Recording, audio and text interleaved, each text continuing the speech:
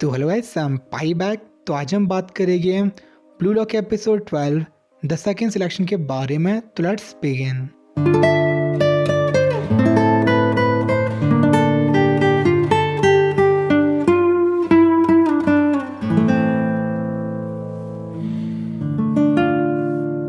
तो last episode में second selection start हो जाती है और इसागी इसके फर्स्ट स्टेज में एंटर करता है जहाँ पे पेनल्टी एरिया सिचुएशन को रिक्रिएट किया गया था और वहाँ पे उसको 90 मिनट्स के अंदर 100 गोल स्कोर करने थे इसको क्लियर करने के लिए। और ब्लू लॉक मैन नाम का hologram as a goalkeeper act कर रहा था, तो वो ट्राई करता गोल स्कोर करने का, बट वो ऐसा नहीं कर पाता और उसे समझ आ जाता कि बिना किसी वेपन के वो गोल नहीं कर पाएगा। और चीज़ समझ के वो फाइनली गोल करना स्टार्ट कर देता है और उस पूरी चीज़ को बहुत ज़्यादा इंजॉय कर रहा था। और क्योंकि ये पूरी स्टेज थी, इसमें गोल के सामने फाइनल मोमेंट्स को रिक्रिएट किया गया था, तो अपने वेपन और शॉट्स को बहुत ज़्यादा इम्प्रूव कर रहा था। लेकिन 30 गोल के बाद इस स्टेज की सेकेंड लेवल स्टार्ट हो जाती है जिसमें कुछ होलोग्राम्स को ऐड किया जाता है जो कि एक्ट कर रहे थे एज अ डिफेंडर्स, ताकि पूरी सिमुलेशन को थोड़ा रियलिस्टिक बना सकें। और इस पड़ी हुई मुश्किल से ईसाई को फिर से गोल स्कोर करने में दिक्कत हो रही थी और उसको ही पता था कि उसको इन्वॉल्व होना पड़ेगा इस स्टेज को क्लियर करने के लिए। और हमें पता चलता है ईगो और आंड्रे की बात से कि इस रूम में बॉल को रैंडम स्पीड में थ्रो किया जाता है और इस रूम को बनाया था ताकि प्लेयर्स की इंडिविजुअल क्वालिटीज़ को टेस्ट किया जा सके। और जो इस रूम में एआई होलोग्राम गोली था उसको प्रोग्राम किया गया था वर्ल्ड के टॉप गोलीज के डाटा से, और उसमें एक माइक्रो चिप थी जिसकी मदद से वो बॉल से इंटरेक्ट कर सकता है और उन्हें इम्प्लीमेंट की थी होलोग्राफिक स्पोर्ट टेक्नोलॉजी। बट इसकी वजह से उनके फंड्स ख़त्म हो गए थे। लेकिन इस सब से ईगो बहुत ज़्यादा सेटिस्फाइड था, ऐसा सब कुछ वैसा ही था जैसा उसने इन्विजन किया था। और उसके अकॉर्डिंग इस स्टेज को क्लियर करने का तरीका प्लेयर से स्किल पर डिपेंड करता है। और जिन लोगों ने फर्स्ट सिलेक्शन अपने टीममेट की वजह से सर्वाइव किया था उनके लिए स्टेज बहुत ज़्यादा चैलेंजिंग होगा। लेकिन जो स्ट्राइकर 0 को 1 में कन्वर्ट कर सकते हैं वो इस प्लेस को यूज़ करेंगे अपने स्किल्स को इवॉल्व करने के लिए। और जब वो लोग इस स्टेज को लीव करेंगे वो एज अ स्ट्राइकर एक अलग लेवल पे होंगे। और ईओ के लिए ये बस स्टार्टिंग था और उधर इसागी 60 को स्कोर कर देता है और ट्रायल का मैक्स लेवल स्टार्ट हो जाता है जिसमें होलोग्राम एक रैंडम पेस में मूव कर रहे थे और बॉल को भी टॉप स्पीड में रिलीज़ किया जा रहा था और इसागी फिर से गोल्स करने में नाकामयाब हो जाता है। और ईओ के अकॉर्डिंग ये जो ट्रायल थी ये एक आर्टिफिशियल रिक्रिएशन थी उस चीज़ की जो कि टॉप लेवल मैचेस में होता है। और इस स्टेज को क्लियर करने के लिए उन्हें माइंड, टेक्निक और फिजिकल स्ट्रेंथ सभी चाहिए होगी। तो इसागी गोल स्कोर नहीं कर पा रहा था, लेकिन जो ट्रेनिंग उन्होंने की थी उसकी मदद से वो बहुत देर ट्राई कर सकता है। और से फाइनली समझ आ गया था कि जितने स्कोर इसने स्कोर किए थे वो पॉसिबल हो पाए थे बचीरा, चिगरी और कुनिगामी की मदद से। और वो कभी भी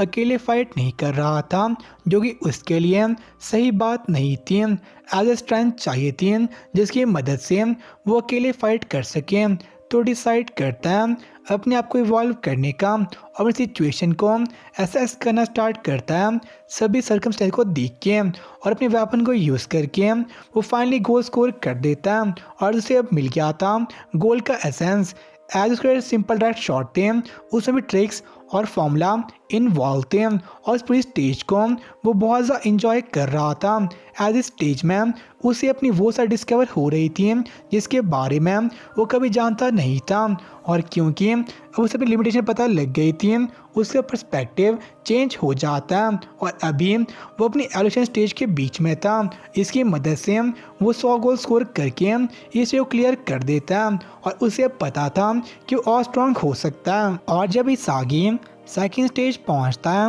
वहाँ पे रियो, नागी और बहुत सारे प्लेयर्स ऑलरेडी वेट कर रहे थे और सेकंड स्टेज में उन्हें टीम बनानी थी 3 प्लेयर्स की। और तभी बचीरा वहाँ पे आता है और इसागी और बचीरा एक टीम फॉर्म कर देते हैं और अब वो वेट कर रहे थे कुनिगामी या फिर चिगरी का। बट तभी नागी ईसाई को कहता है उनकी टीम ज्वाइन करने के लिए, एज उसके अकॉर्डिंग इसागी सबसे इम्प्रेसिव प्लेयर था उनके लास्ट मैच में और वो उसके साथ मैच खेलना चाहता है, लेकिन इसागी इसे डिनाई कर लेता है एज वो ऑलरेडी बचीसा टीम में था। तो इस पे नागी उनसे पूछता है उनकी टीम ज्वाइन करने के लिए, जिस पे रियो बहुत ज़्यादा स्टन था और से इस चीज़ का विश्वास नहीं हो रहा था और ना ही कोई पता था कि रियो ने उसे सॉकर खिलाया था और उनने प्रॉमिस किया था वर्ल्ड का बेस्ट स्ट्राइकर बनने की। बट वो लास्ट मैच में हार गए थे और वो दोनों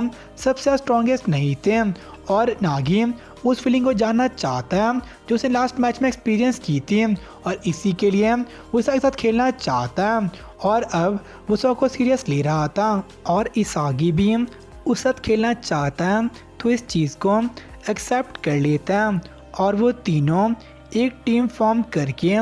थर्ड स्टेज की ओर प्रोसीड कर लेते हैं और इस सब चीज़ से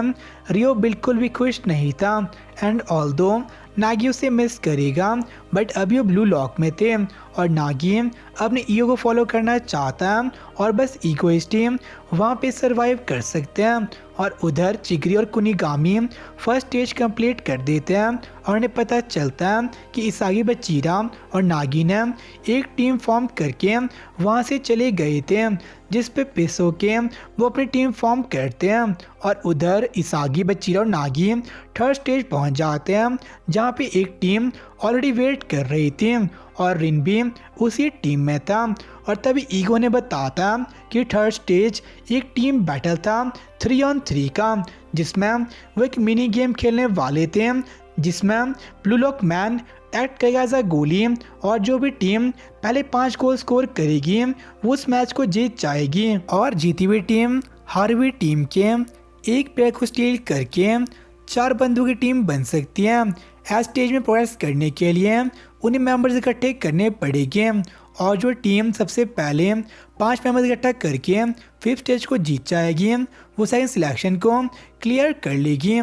और जो हारी हुई टीम थी वो वापस जाके 2-on-2 खेलेगी और अगर वो उसमें हार जाते हैं और जीती हुई टीम उस प्लेयर को स्टील नहीं करती तो उस प्लेयर को ब्लू लॉक से डिस्क्वालीफाई कर दिया जाएगा और इसीलिए सेकंड स्टेज का नाम था रिवेलरी बैटल। और इस स्टेज में वो अपने आप ही ओपोनेंट चूज़ कर सकते हैं और दोनों टीम को एग्री करना पड़ेगा एक मैच खेलने से पहले और इसलिए किया गया था ताकि उस टीम्स को फेस कर सके जिसका प्लेयर वो स्टील करना चाहते हैं और स्टेज क्लियर करना डिपेंड करेगा क्योंकि इस ओपोनेंट को चूज़ करते हैं और ईगो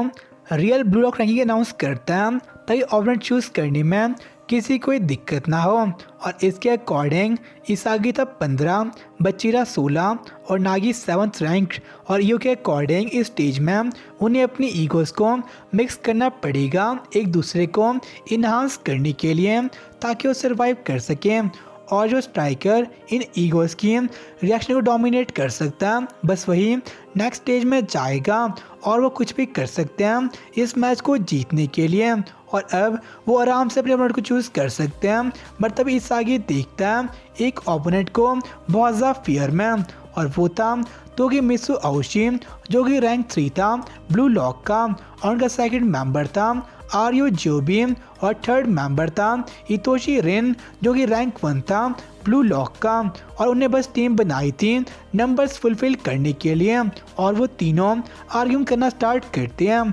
लेकिन रिन के अकॉर्डिंग वो और ब्लू लॉक बस स्टेपिंग स्टोन थे उसके लिए ताकि वो अंडर 20 नेशनल टीम ज्वाइन कर सके और उसने जो कुछ भी किया था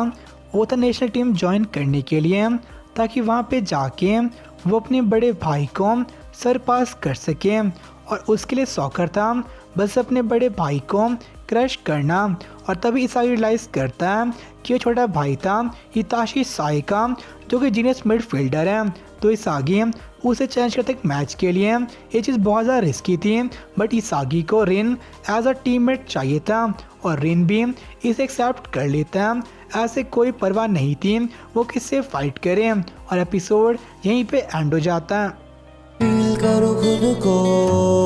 उड़ने लगा मैं आसमान में।